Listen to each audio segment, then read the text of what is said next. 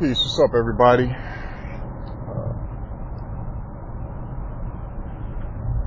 This post is going to be a review of Avengers Infinity War.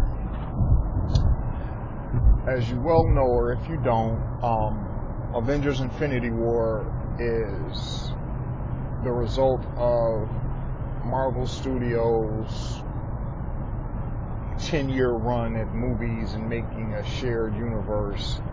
And Avengers Infinity War was the second to the last culmination of everything leading up to this point. Through the movies, the connected theme was the Infinity Stones and the supervillain Thanos, the Mad Titan, acquiring all 6 Infinity Stones for his Infinity Gauntlet, which basically allows him to have the power of a god, basically. So, repeat, spoilers ahead. I repeat, spoilers are ahead. So if you're listening to the review, just remember there are spoilers.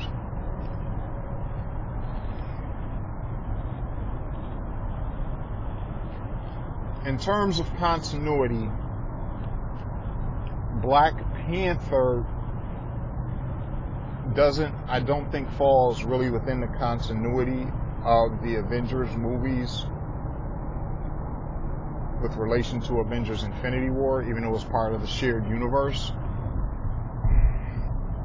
But I think personally that Thor Ragnarok is the latest and most up-to-date part of Avengers Infinity War. Let me start by saying that. And the reason for me stating that is that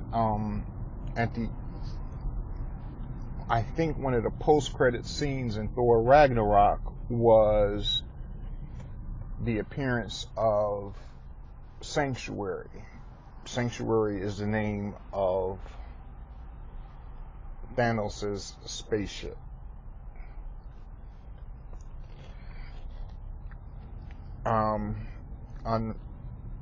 Thor had all of the refugee Asgardians. After Asgard was destroyed, he had them aboard a spaceship, and basically Thanos' Sanctuary ship destroyed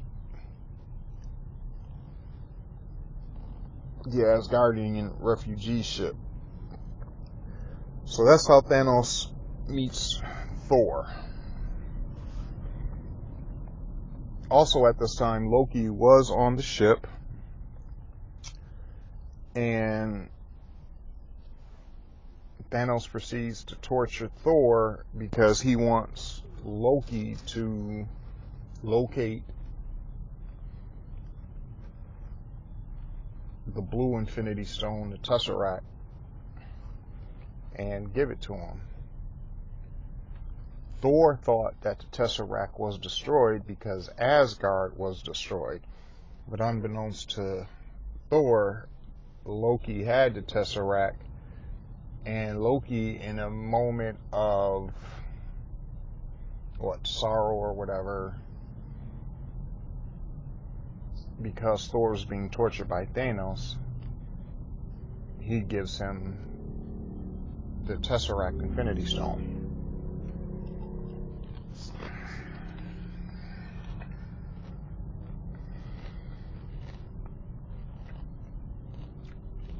After he gives him this Infinity Stone,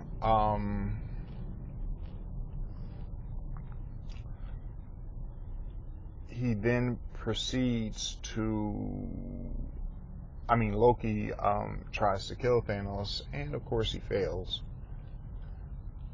And Thanos snaps his neck. Oh, by the way, Thanos also kills Heimdall. So that's the end of 2 characters. I don't think either one of them 2 are coming back. Let me just qualify that first. I think Thor manages to either wake up Bruce Banner or he somehow tells him to turn into the Hulk, and Thanos proceeds to fight the Hulk, and he kicks the Hulk's ass, for lack of a better word. He mops the floor up with Hulk, but in his dying act, Heimdall he was trying to send both Thor and the Hulk to Earth, but he was only able to send the Hulk to Earth.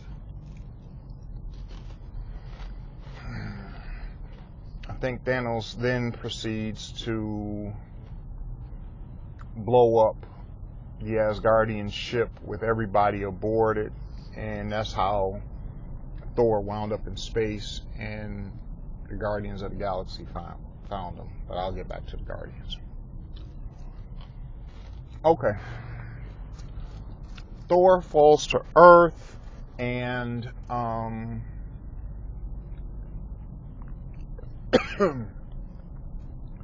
I think Heimdall purposely sent him to Doctor Strange because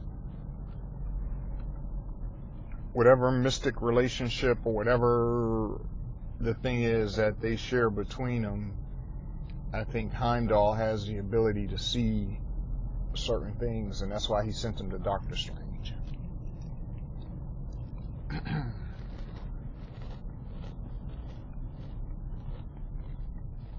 By sending Hulk to Doctor Strange, the Hulk turns back into Bruce Banner, and Bruce Banner proceeds to tell Doctor Strange everything about Thor, what happens, and tells him that Thanos is coming. Change scenes, and you see Tony Stark, also known as Iron Man, talking to Pepper Potts. And Doctor Strange makes his appearance, and he convinces Stark to come with him. When Stark goes with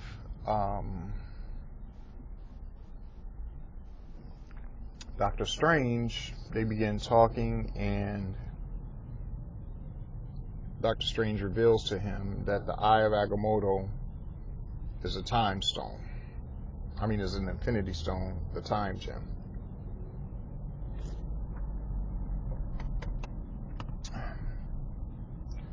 Iron Man is of the impression like, hey, let's go hide it, let's get rid of it. And Doctor Strange is like, no, I am the guardian of this. We can't do that. The reason being is if I'm not here to guard it or to put a spell on it or whatever, Thanos is going to have a clear path to it. Like, I'm the only thing standing between Thanos and getting the stone.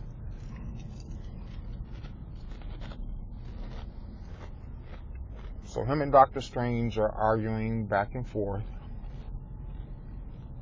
until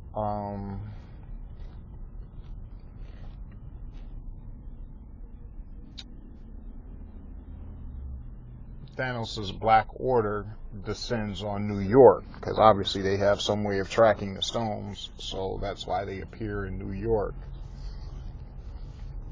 And they proceed to fight Ebony Maw and two other members of Thanos' Black Order. Now, let me just stop here and say this, because what I'm starting to do is tell you everything about the movie instead of giving you a review of it. The movie was great. I think sometimes people get caught up in the plot, how it connects to the other films, and poke holes in parts of the movie that they don't like. What you'll have to understand when you watch something like Infinity War is how incredibly hard it must have been for the Russo brothers to put that movie together. Because not only do you have to bring together all of the separate parts of the Marvel shared universe, but you also have to provide a feeder once you completed your movie for the next slate of movies that are coming. And the reason why I say that is because a number of characters die in the movie. So, let's see there. Were there plot holes in the movie? Yes. Were there things that they probably could have done without? Yes. But like I said, what you have to remember is this isn't the end of the Avengers saga. Avengers 4 is going to end the Avengers saga as we currently know the Avengers to be. I think Avengers 4 is going to be the end of the old guard and the start of the new Avengers. And I also believe that Captain Marvel will be the leader of the new Avengers. That's why I think even with casting Brie Larson as Captain Marvel is probably their most important title going forward. Because you got to remember, her movie is going to feed directly into Avengers 4. More than any other movie before it, because see, you got to remember, Black Panther came before Avengers, but it didn't directly feed into Avengers Infinity War. But Captain Marvel is going to feed directly into Avengers Infinity War. So not only does Captain Marvel have to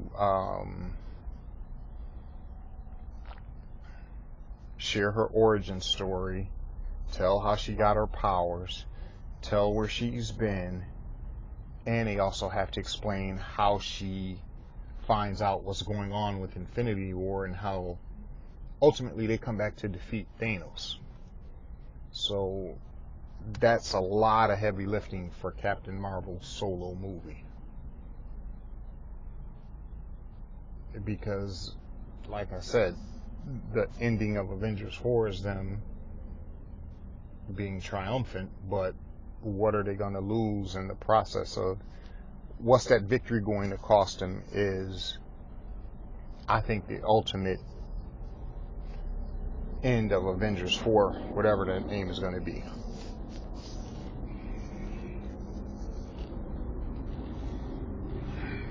Okay. So, like I said, I started breaking down the movie, and I don't want to do that because, number one, that would take too long, and number two, sometimes you don't want to be told everything about the movie. Plus, I've only seen it once, so that's why I stopped in the middle of breaking the movie down. So, on a scale of 1 to 10, what do I give Black Panther? What do I give Infinity War? With 1 being the worst, 10 being the best, I'm going to give it a 10. And here's why I'm going to give it a 10. I'm going to give you a few reasons why I give it a 10. Number one,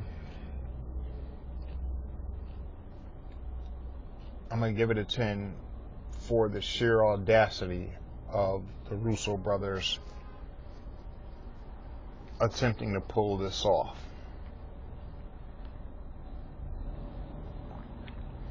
Another reason I'm going to give it a 10 is because not only do they attempt to pull it off, but they do.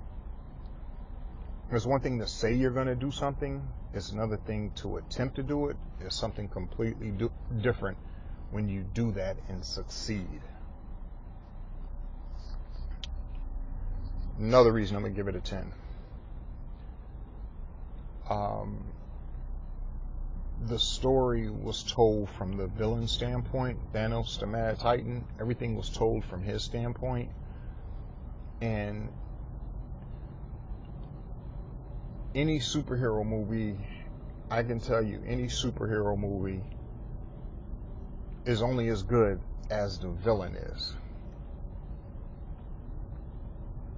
And I think that's where a lot of superhero movies, I think they get it wrong sometimes, because your story can only be as good as your villain. Your villain almost has to shine more than the star in order for it to be a good movie,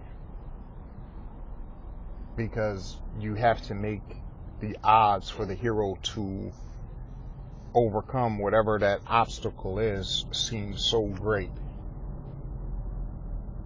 This is why The Dark Knight was so good, and it was such a tragedy to lose the Joker, because yeah, you can say the Joker was crazy, he was this, but Batman couldn't beat the Joker with physicality. He had to outthink the Joker, because the Joker had outthought him and the police and the mob every step of the way. That's what makes the Joker such a great villain.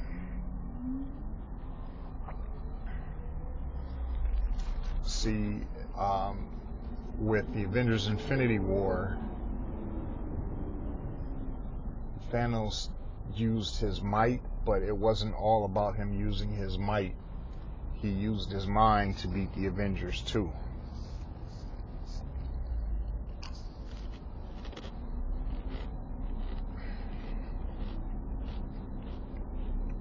But along the way, there were some emotional parts that allowed Thanos to win. Because you also have to think about it from this standpoint, and this is another reason why I get a movie a 10.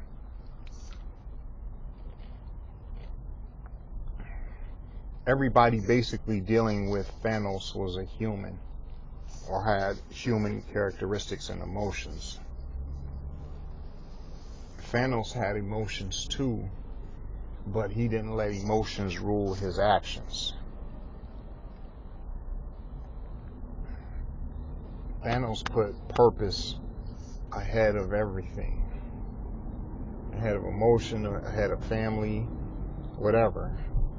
Purpose, and I'm coming here to do a specific job. I don't care who gets in my way or who I have to use to get what I want. I'm going to do it. And that's why I say it's so good, because Thanos didn't kill everybody every scene. He just wasn't, okay, I got what I want, let me kill everybody. Sometimes Thanos would get what he wants and he's moving on to the next stone. So they weren't making him out just to be some emotional deranged killer. When he killed, it was with deliberate intention, and there wasn't no wasted motion. It was almost like he was efficient with it. Not that I'm celebrating killing or anything like that. So that was another reason why the movie got a 10. Another reason the movie got a 10. There was heavy CGI in the movie. However, because of the storytelling and the attention to detail that the Russo brothers put into it, after a certain point, you weren't even concerned or caring about the CGI. Because see, sometimes CGI can take over a movie, and when it overwhelms the movie, the characters and the plot, it's a recipe for destruction, and you wind up getting a terrible movie. This is what happened with Justice League. This is what happened with X-Men Apocalypse.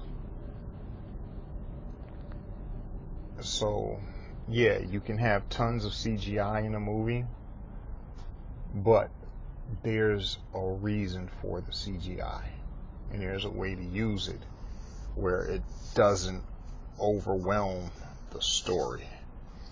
And I think that's one of the biggest lessons that filmmakers can learn from Avengers Infinity War.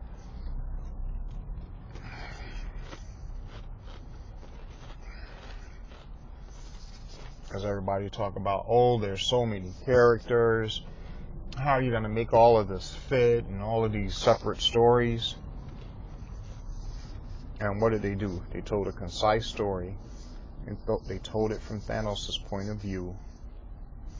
They split the characters up so that everybody was on a different journey. And they only made them come together towards the end of the movie.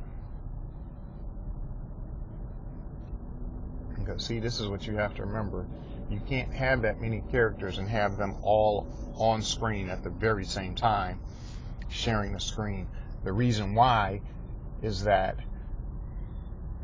if you do that, you're going to take away from the story. So by them having, okay, this group of heroes is on a mission here. This group of heroes is on a mission here.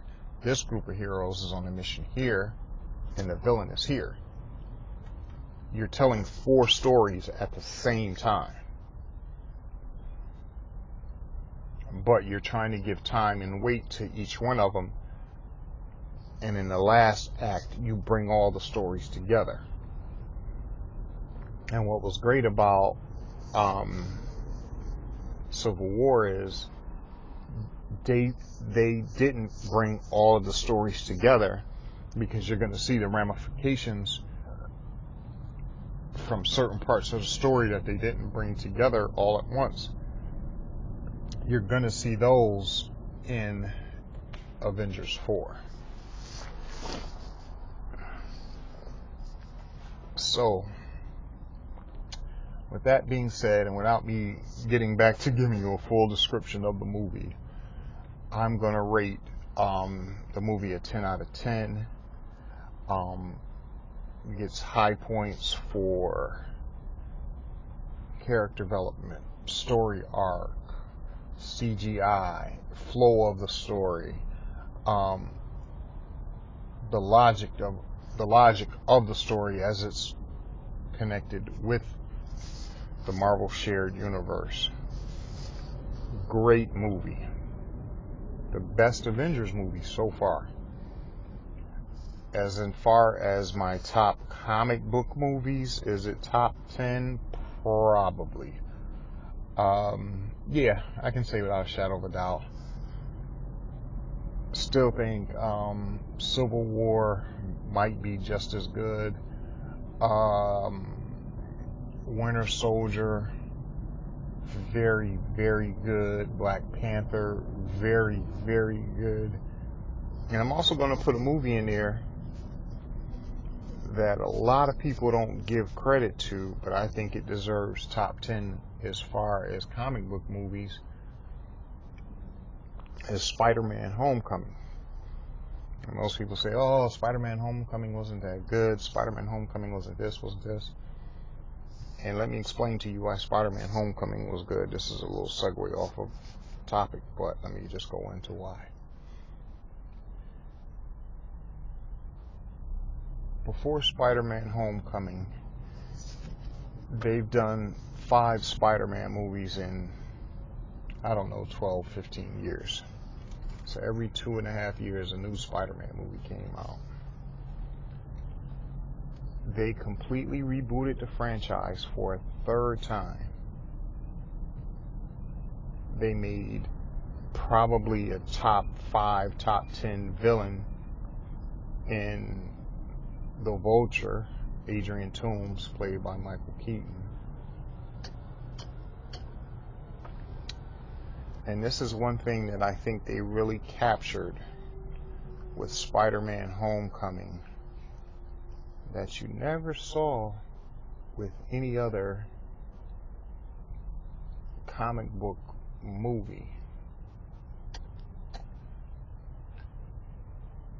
New York City is a melting pot for real.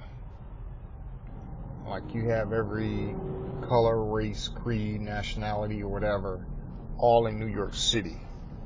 So when you're showing Peter in high school, it's Asian, it's black, it's Spanish, it's Puerto Rican, it's African, it's Indian. All of these different nationalities you see at his school. And that's a true reflection of New York. A lot of times when you see films and certain things about New York, you only get like an all-white perspective of it. And while there is nothing wrong with having or telling a movie from a white perspective, if you're telling a story about a high school in Queens, you can't have a high school be all white. Not because you need to have some tokens in there or anything, but most schools are completely mixed with a different multitude of people. That's just it. Okay, so with that being said, that's my review of Avengers Infinity War. Can't wait to see Avengers 4. Saw the previews for Ant-Man and the Wasp. It looks great. Guardians of the Galaxy. Captain Marvel 4. Why am I saying Captain Marvel 4? Captain Marvel, in its relation to Avengers 4, is going to be huge.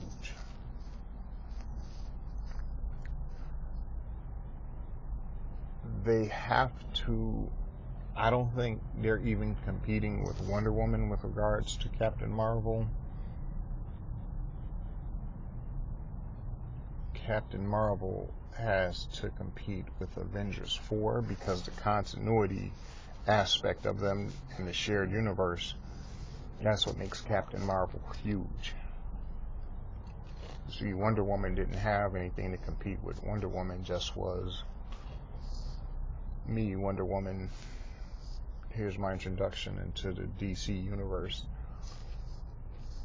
But Captain Marvel has to save the Marvel shared universe and tell our origin story. That's a huge burden on that film. Okay, and with that being said, this is Jay Everyday. That's my Avengers Infinity War review. Hope you liked it. Please leave a comment. And that's it, I'm out.